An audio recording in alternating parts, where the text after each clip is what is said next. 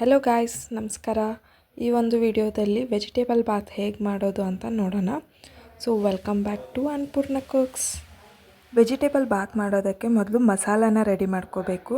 ಇಲ್ಲಿ 1 ಹಿಡಿಯಷ್ಟು ಪುದೀನ, 1 ಹಿಡಿ ಕೊತ್ತಂಬರಿ, ಖಾರಕ್ಕೆ ತಕ್ಕಷ್ಟು ಮೆಣಸಿನಕಾಯಿ, ಶುಂಠಿ, ಬೆಳ್ಳುಳ್ಳಿ, 1 ಟೇಬಲ್ ಸ್ಪೂನ್ ಧನಿಯಾಕಾಳು ಮತ್ತು ಪೇಸ್ಟಿಗೆ ಬೇಕಾದಷ್ಟು ನೀರು ಹಾಕಿ ನುಣ್ಣಗೆ ರುಬ್ಕೊಂಡು ಇಟ್ಕೊಳ್ಳಿ.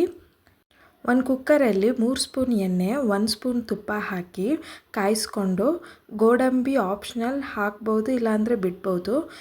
ಜೀರಿಗೆ, ಸಾಸಿವೆ ಹಾಕಿ ಪಲಾವಿಗೆ ಬೇಕಾಗಿರುವಂಥ ಸಾಮಗ್ರಿಗಳು ಚಕ್ಕೆ, ಲವಂಗ, ಏಲಕ್ಕಿ, ಪಲಾವ್ ಎಲೆ ಎಲ್ಲವನ್ನು ಹಾಕಿ ಚೆನ್ನಾಗಿ ಫ್ರೈ ಮಾಡಬೇಕಾಗತ್ತೆ. ಅದಾದಮೇಲೆ ಸ್ವಲ್ಪ ಕರಿಬೇವು, ಈರುಳ್ಳಿನ ಹಾಕಿ ಈರುಳ್ಳಿನ ಒಂದು 2-3 ನಿಮಿಷ ಫ್ರೈ ಮಾಡಬೇಕಾಗುತ್ತೆ. ಈರುಳ್ಳಿ ಫ್ರೈ ಆದಮೇಲೆ ತರಕಾರಿನ ಹಾಕಬೇಕು. ನಾನಿಲ್ಲಿ ಕ್ಯಾರೆಟ್, ಆಲೂಗಡ್ಡೆ, ಬೀನ್ಸ್ ಮತ್ತು ಫ್ಲವರ್ ಹಾಕ್ತಿದ್ದೀನಿ. ನಿಮ್ಮ ಹತ್ರ ಯಾವ್ದ್ಯಾವ ತರಕಾರಿ ಇದೆಯೋ ಅದನ್ನೆಲ್ಲ ಯೂಸ್ ಮಾಡ್ಕೋಬೋದು.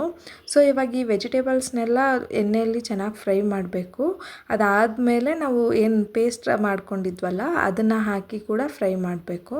ಇವಾಗ ಇಲ್ಲಿ ಎಣ್ಣೆ ಚೆನ್ನಾಗಿ ಬಿಟ್ಕೋಬೇಕು. ಎಣ್ಣೆ ಚೆನ್ನಾಗಿ ಬಿಟ್ಕೊಂಡಾದಮೇಲೆ ರುಚಿಗೆ ತಕ್ಕಷ್ಟು ಉಪ್ಪು, ಸ್ವಲ್ಪ ಅರಿಶಿನನೂ ಆ್ಯಡ್ ಮಾಡಬೇಕು. ಇದನ್ನು ಚೆನ್ನಾಗಿ ಮಿಕ್ಸ್ ಮಾಡ್ಕೊಂಡಾದಮೇಲೆ ನಾವಿಲ್ಲಿ 2 ಮೀಡಿಯಮ್ ಸೈಜ್ ಟೊಮ್ಯಾಟೋನ ಹಾಕ್ತಿದ್ದೀವಿ. ಇದು ಸಹ ಒಂದು 2 ನಿಮಿಷ ಫ್ರೈ ಆಗಬೇಕು. ಎಣ್ಣೆ ಬಿಟ್ಕೊಂಡಾದಮೇಲೆ ಅಕ್ಕಿ ಏನು ತೊಳೆದಿಟ್ಕೊಂಡಿರ್ತೀವಲ್ವ ಅದನ್ನು ಹಾಕಿ ಮಿಕ್ಸ್ ಮಾಡ್ಕೋಬೇಕು. ಒಂದು 2 ನಿಮಿಷ ಇದನ್ನು ಫ್ರೈ ಮಾಡಿ, ಆವಾಗ ವೆಜಿಟೇಬಲ್ ಬಾತ್ ಚೆನ್ನಾಗಿ ಬರುತ್ತೆ. ಅದಾದಮೇಲೆ ನಿಮ್ಗೆ ಎಷ್ಟು ಅಕ್ಕಿ ಹಾಕಿರ್ತೀರೋ ಅದರ ಅಳತೆಯಷ್ಟು ನೀರು ಹಾಕಬೇಕು. ಅಂದರೆ 2 ಟೈಮ್ಸ್ ರೇಷಿಯೋ ತೊಗೊಂಡು ಇದು ಸ್ವಲ್ಪ ಕುದಿಯೋವರೆಗೂ ಅಷ್ಟೇ ಬಿಟ್ಬಿಡಿ. ಅದಾದಮೇಲೆ ನೀವು ಕುಕ್ಕರ್ನ ಕ್ಲೋಸ್ ಮಾಡಿ 3 ವಿಷಲ್ಸ್ನ ಹಾಕ್ಸ್ಕೊಳ್ಳಿ. ಬಿಸಿ ಬಿಸಿಯಾದ ವೆಜಿಟೇಬಲ್ ಬಾತ್ ರೆಡಿಯಾಗಿದೆ, ನೋಡ್ಕೋಬೋದು.